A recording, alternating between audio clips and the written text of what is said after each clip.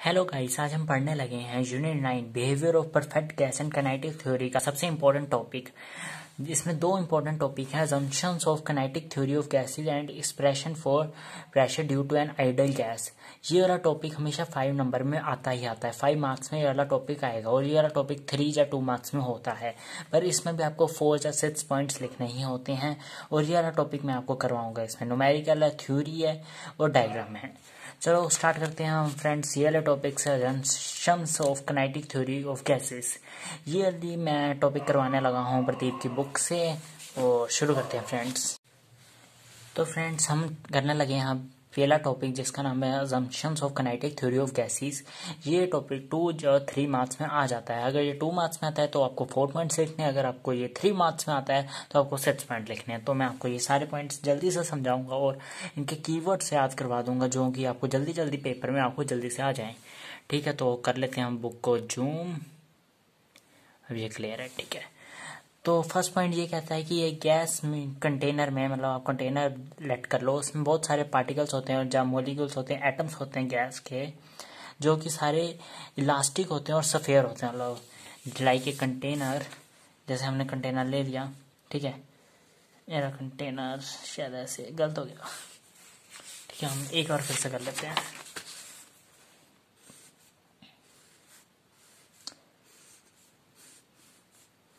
ठीक है, मैं तो रफ बना रहा हूँ पर आपको पूरा प्रॉपर बनाना है। ये हमने कंटेनर ले लिया है, यहाँ पर मतलब एक गैस का पार्टिकल नहीं होगा, ये पूरे पार्टिकल्स होंगे यहाँ पर बहुत सारे, और ये परफेक्ट इलास्टिक शेप में होंगे, सफेयर्स होंगे मतलब। और सेकंड पॉइंट हमें ये कहता है कि ये सारे पार्टिकल्स रैंडम मतलब घूमते रहते हैं, मतलब मोशंस में होते हैं, कोई इधर जा रहा है, कोई इधर जा रहा है, कोई इधर जा रहा है, कोई इधर जा रहा है, कोई इधर जा रहा है, कोई इधर जा रहा है। मतलब ये नहीं होगा सारे एकदम इधर जा रहे हैं, सारे एकदम इधर जा रहे हैं, और ये सारे अपनी अलग डायरेक्शंस में और अलग स्पीड से घूम रहे हैं। जैसे ये 2 वेलोसिटी से घूम रहा है, मतलब ऐसे, मतलब सबकी अलग अलग वेलोसिटी है। ये थोड़ा तेज है, वाला और तेज है, मतलब ये थोड़ा स्लो है, और ये सारे अलग अलग डायरेक्शन में घूम रहे हैं।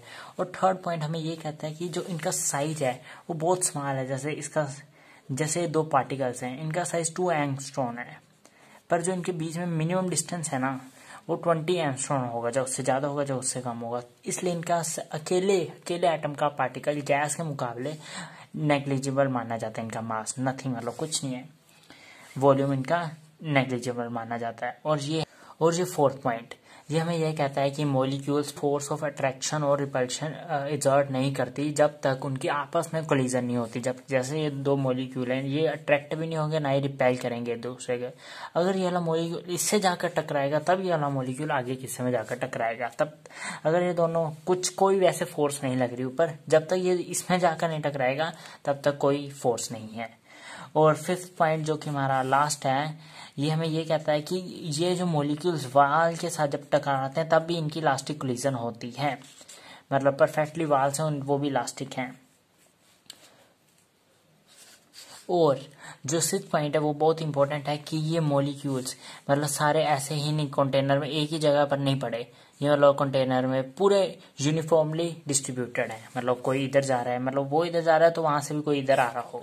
ठीक है, ये assumptions of kinetic theory of gases, इन्हें आपको याद करना है और समझना है। और कीवर्ड्स आपको जैसे कि इनमें ये कर लो, परफेक्ट इलास्टिक सफेयर, मतलब सफेयर है, आपको ये याद रखना है। ओबे न्यूटन्स लॉ ओबे करता है, वो भी याद रखना है आपको।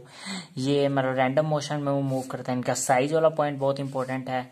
इनका मतलब जो डायरेक्शंस हैं और जो स्पीड इनकी सबकी डिफरेंट है, ये सारे पॉइंट्स आपको याद रखना है। और जो अगला टॉपिक आता है वो है expression for pressure due to an ideal gas. ये बुक में भी गिवन है, पर बुक में ये बहुत लंबा गिवन है और बहुत टफ लैंग्वेज में है, तो मैंने इसको अपनी कॉपी में इजी लैंग्वेज से लिखा है। ये प्रदीप की बुक थी। अब हम आते हैं अपनी कॉपी पर, तो स्टार्ट करते हैं टॉपिक।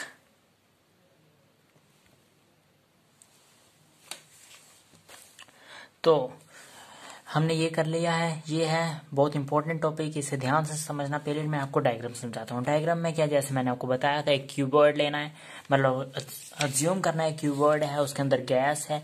और अब बताता हूँ लेना करना क्या आपको, पहले डायग्राम समझते हैं। एक क्यूबॉइड है, समझ लो, ऐसे है, ऐसे है, ऐसे है, ठीक है, सिंपल। ये थोड़ा गलत बन गया पर आपको सही बनाना है। ओके, ये समझ लो ऊपर जाके ये जेड एक्सिस वाला है, ये है वाई एक्सिस और ये है एक्स एक्सिस। ठीक है, बन गया। अब समझो यहाँ पर एक पार्टिकल जिसका मास है m और उसकी वेलोसिटी एक्स एक्सिस के अकॉर्डिंग ये है वी एच और वी जेड, मतलब पार्टिकल यहाँ पर है तो मतलब उसके वी जेड के अकॉर्डिंग भी वेलोसिटी होगी और वाई जेड के भी अकॉर्डिंग वेलोसिटी होगी, तो डाल दो। अगर ये पार्टिकल, ये समझो वाल है, कंटेनर की वाल है ना, ये यहाँ से टकरा कर यहाँ पर वापस आया, तो इसमें डिफरेंस क्या होगा? सेम पार्टिकल है, मास तो वही रहेगा, चेंज होगा नहीं। अब वाई जेड वाले को फर्क पड़ेगा, वाई जेड वाले के ऊपर से कोई फर्क नहीं पड़ेगा। वी वाई वाले को फर्क पड़ेगा velocity according to Y axis नहीं। अब चेंज किस में हुआ? एक्स एक्सिस पहले इधर था, ये इधर आया, तो एक्स एक्सिस माइनस में जाएगा लाइक दिस, उसके आगे माइनस आएगा। ठीक है, बाकी इसमें कोई फर्क नहीं है। और ये वाली जो वाल है ये किसके पैरेलल है? वाई जेड प्लेनर के पैरेलल है ना, तो बस ये आपको पॉइंट्स में लिखना है। अब करते हैं पॉइंट्स। कंसीडर एन आइडल, मतलब वही एक गैस ले लो, उसे क्लोज कर दो जिसकी सारी क्यूब की साइड्स एल है। ठीक है, consider a molecule of gas moving M, वही मैंने आपको बताया, एक मॉलिक्यूल एम मास से इधर जा रहा है और वापस आया parallel to Y Z plane, वो जो वाल है वो वाई जेड प्लेन के पैरेलल है। द वाई जेड कॉम्पोनेंट्स, हाँ ये भी मैंने आपको बताया, ये दो कॉम्पोनेंट्स नहीं चेंज होंगे, वाई और जेड के do not change, but x axis का कॉम्पोनेंट चेंज होगा और उसकी वेलोसिटी हो जाएगी ये। अब जो मेन पॉइंट है, यहाँ से हमें वो ड्राइव करना शुरू करना है, जो हमें प्रेशर का एक्सप्रेशन निकालना है, यहीं से स्टार्ट होता है। तो पहले ये बात, हाँ वो तो सारा थ्योरी का पार्ट था। अब आपको याद रखना चेंज इन मोमेंटम क्या चेंज हुआ। अब देखो मोमेंटम में क्या था, मास तो वही है, मास लिख दो। ठीक है, अब वी वाई और वी जेड में चेंज हुआ, ये जैसे ही ये थे वैसे ही वापस आए ना, मतलब कांस्टेंट है, इन्हें बाहर निकालो। अब मोमेंटम क्या होता है? एम वी माइनस करो एम। अब वी वाला आपको ये लेना है, ये नहीं लेना है, ये कांस्टेंट है, एम माइनस वी एच और एम वी एच। फाइनल वाला ये था, इनिशियल ये था, माइनस की आंसर ये आ गया, ये प्लस हो गया ना, -2m v h. Okay, very simple. According to the principle of conservation of momentum. अब principle of conservation of momentum, अब देखो ये -2ms लगा चेंज इन मोमेंटम। अब बताओ वाल पर कितना मोमेंटम लगा होगा? सिंपली ये माइनस इधर लगाए तो वाल पर प्लस लगा होगा। ठीक है ना, वाल पर प्लस लगा, माइनस इधर लगाए। और इसके आगे फिर आपको करना है, हाँ फिर इसके आगे आपको लिखना है इन। अब देखो एक टाइम में कितने पार्टिकल्स निकले होंगे, हमें थोड़ा पता है एक टाइम में कितने, बहुत सारे पार्टिकल्स निकले होंगे, इन्फिनिटी, जहाँ मतलब 13, 14, 15 कितने भी हो सकते हैं। तो हमने वहाँ पर पार्टिकल का नाम डेल्टा टाइम ले लिया पहले, और पार्टिकल्स को हमने लेना एन पार्टिकल्स निकले हैं। पहले हम स्टार्ट करेंगे ऐसे ही, यानी स्मॉल इंटरवल ऑफ टाइम, छोटे टाइम में डेल्टा टी 1 मिनट 2 मिनट कितना भी हो सकता है। ये मॉलिक्यूल विद एच कॉम्पोनेंट, अब एच कॉम्पोनेंट के लेने हैं, जैसा इतना पार्ट ले लिया मैंने। ठीक है, hit the walls it within the distance V H delta T. अब एक वाल को वी एच से डेल्टा टी के टाइम में जो हिट करेगा ना, उसका डिस्टेंस आएगा ये। सिंपल है, डिस्टेंस क्या होता है, वही फॉर्मूला लगाया, टाइम इंटू स्पीड, स्पीड की जगह वेलोसिटी, सिंपल फॉर्मूला है, बस डेल्टा टी और वी एच लिखा है, क्योंकि बाकी चीजें तो सेम थी, उसको हमने थोड़ी देर के लिए बाहर निकाला है। और ये हमने लेट लिया है कि पार्टिकल इस प्लेन में घूम रहा है। अब ये पार्टिकल नीचे भी हो सकता है, इधर भी हो सकता है, ये मैं आपको बाद में क्लियर करता हूँ।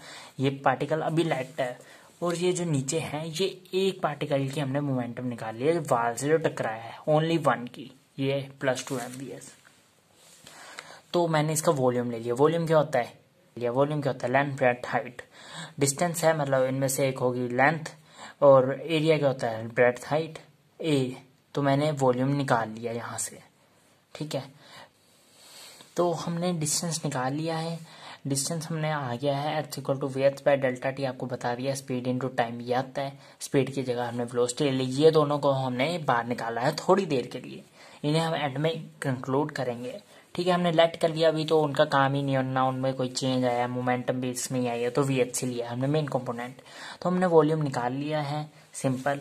और फिर आगे क्या लिखा है? Therefore all molecules lying in the volume a v H delta की can hit the wall delta t. मतलब अगर एक मॉलिक्यूल ने हिट किया अगले मॉलिक्यूल्स को, उसने भी हिट किया अगले, तो सारे ही हिट करेंगे ना वाल को, मेन ये कह रहा है। और ये कितने मॉलिक्यूल्स होंगे हमें नहीं पता, वो 4 भी हो सकते हैं, 5 भी हो सकते हैं, तो हमने n ले लिया, मतलब n मॉलिक्यूल्स इस वॉल्यूम में इसको हिट करेंगे वाल को, और n मॉलिक्यूल्स इतने टाइम में हिट करेंगे वाल को। तो ठीक है, अब वॉल्यूम है, मॉलिक्यूल्स है, तो टोटल नंबर ऑफ मॉलिक्यूल्स कितने हुए, इतना, वॉल्यूम से मॉलिक्यूल्स मल्टीप्लाई कर दिए, ये आंसर आ गया। बट समझो मैंने आपको बताया था मॉलिक्यूल्स इधर जाके वापस आएंगे, तो मतलब क्या है, तो मैंने आपको एक अजम्पशन में पॉइंट पढ़ाया था कि यूनिफॉर्म मोशन है, मतलब जितने मॉलिक्यूल्स इधर होंगे उतने ही इधर होंगे, मतलब जितने नीचे जा रहे हैं उतने ही ऊपर होंगे, मतलब जितने ऊपर से नीचे गए उतने ही इधर भी होंगे। मतलब सिंपल बात ये कहना चाह रहा हूँ मैं कि ये मॉलिक्यूल्स हैं जो पूरे एरिया में घूम रहे हैं, ऊपर वाले भी और नीचे वाले भी, पर हमें कौन से लेने हैं, हमें लेने हैं हाफ, हमें नीचे वालों से कोई मतलब नहीं है, जो जा चुके हैं, जो लगा रहे हैं उस पर फोर्स हमें वो लेने हैं। तो मॉलिक्यूल्स तो हमारे पास हो ही है ना, जो फोर्स लग रही है वाल पर, इसलिए हमें वो लेने हैं, इसलिए हमें ये लाइन डालनी है, इंपॉर्टेंट लाइन है। But on the average half of these molecules are moving towards the wall and other half the going away from the wall. वही मैंने बताया आपको, हाफ इधर आ रहे हैं, हाफ इधर जा रहे हैं, और इसलिए ये पॉइंट था जो सा वहां पर, ये आपको नीचे लिखना, लिख दो, नहीं तो आपने ऊपर अजम्पशंस में बता दिया ये वाला पॉइंट, ठीक है।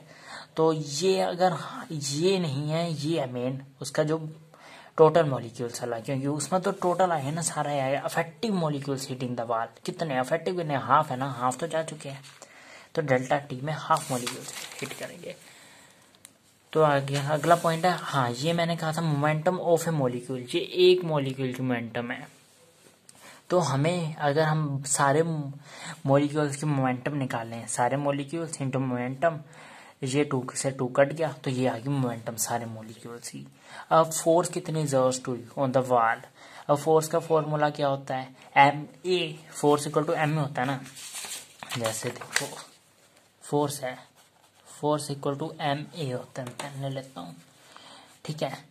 तो फोर्स एम, ठीक है, एक्सेलरेशन क्या क्या होता है, velocity change by time change, time taken, ठीक है। अब ये देखो मैंने भी तो यहीं पर लिया है, एम वी क्या बन गया, मोमेंटम आपका, और ये नीचे आ गया टाइम, टाइम हमें गिवन था, जो हमने टाइम लिया था डेल्टा टी, मोमेंटम अभी ऊपर निकाल लिया, टोटल मोमेंटम, मोमेंटम डालो डेल्टा टी डालो, ये टाइम से टाइम कट गया, फोर्स आ गई, ठीक है। ऐसे हमने जो मेन चीज निकालनी है वो आ गई प्रेशर। ये प्रेशर बहुत इंपॉर्टेंट है, अगर आप यहाँ तक कर दोगे कोई नंबर नहीं मिलेगा, ये जब तक आप यहाँ तक नहीं पहुंचोगे ना, यहाँ से आपके नंबर शुरू होंगे। Pressure is exerted on the wall by this molecule, pressure का फॉर्मूला लगाओ, फोर्स बाय एरिया, फोर्स निकाली हुई है, एरिया, एरिया आपने लिखा था पहले, ए डिवाइड कर दो, ए से ए कट गया, ये प्रेशर आ गया।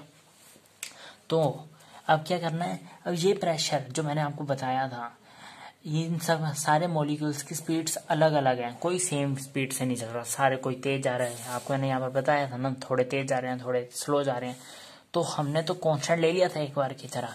अब प्रेशर आ गया, मतलब मेन पॉइंट आ गया, उसका हम 99% कर चुके हैं, तो बस हमने उस प्रेशर को एवरेज प्रेशर लेना है, मतलब उनकी वेलोसिटी को एवरेज वेलोसिटी लेनी है, प्रेशर तो वही रहेगा, ठीक है।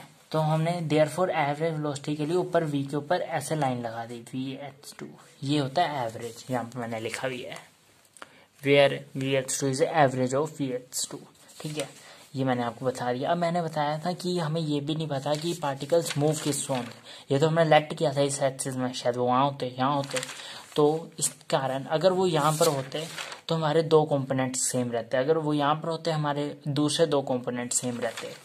इस कारण यहाँ पर हमें ये बताना होगा कि वो पार्टिकल्स हमने लेट किए हैं और वो सारे इक्वल हैं, और हम उनका एवरेज लेंगे, क्योंकि 2 कंपोनेंट तो सेम रहते हैं, ठीक है, उन्हें तो हम बाहर निकालेंगे हमेशा, तो 3 अलग अलग कंपोनेंट्स का एवरेज लेंगे, जो कि आएगा 1/3, और ये इन सबको सी स्क्वायर मानना है, where C square is square speed of the molecules of the gas, वही मतलब स्पीड है तो सारे इक्वल ही, मतलब सेम ही है सबकी वैल्यू, तो एक की स्पीड ले लो। अब ये सी स्क्वायर मतलब ये यहाँ का भी हो सकता है, वाई एक्सिस में भी हो सकता है, जेड एक्सिस में भी हो सकता है, इसलिए हमने सी स्क्वायर लिख दिया, और यही आपका expression for the pressure is acted by the N ideal gas. अगर आपको वीडियो अच्छी लगी प्लीज़ लाइक करना और कमेंट जरूर करना, अगर आपको कोई स्पेशल वीडियो किसी टॉपिक पर चाहिए हो, और चैनल को सब्सक्राइब कर देना। Thank you.